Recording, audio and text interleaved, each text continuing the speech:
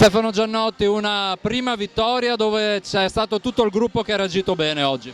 Sì, è molto importante per partire bene perché ci voleva un po' di carica per le prossime partite, visto che andremo a giocare a Matera e sarà molto dura.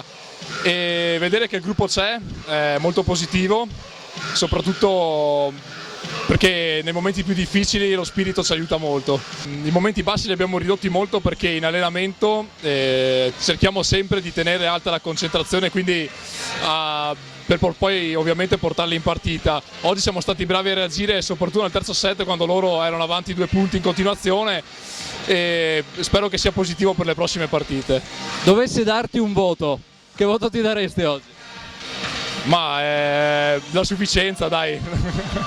Non più della sufficienza, va bene così oggi. Salve coach, allora oggi una partita che se l'aspettava più combattuta o si aspettava una Tonazzo comunque aggressiva? Ma io ho sempre detto, ho sempre dichiarato che la Tonazzo era sicuramente una delle squadre più forti del campionato. Oggi l'ha dimostrato, noi siamo una squadra ancora, diciamo, lavori in corso, stiamo provando a cercare un equilibrio. Complimenti a Padova che si è dimostrata la squadra che ci aspettavamo. Oggi cosa le è piaciuto di più dei suoi ragazzi e cosa invece bisognerebbe ancora rimettere a posto?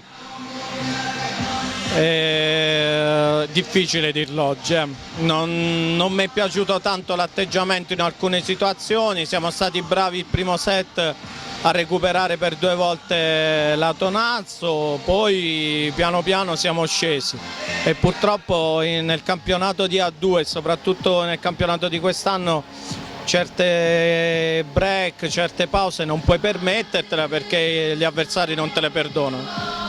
Comunque il pubblico vi ha seguito in questa prima trasferta, vuol dire tanto avere i supporter alle proprie spalle. Sì, è importante questo, è importante, speriamo di riuscirli a ripagare con delle prestazioni migliori sicuramente nel proseguo del campionato.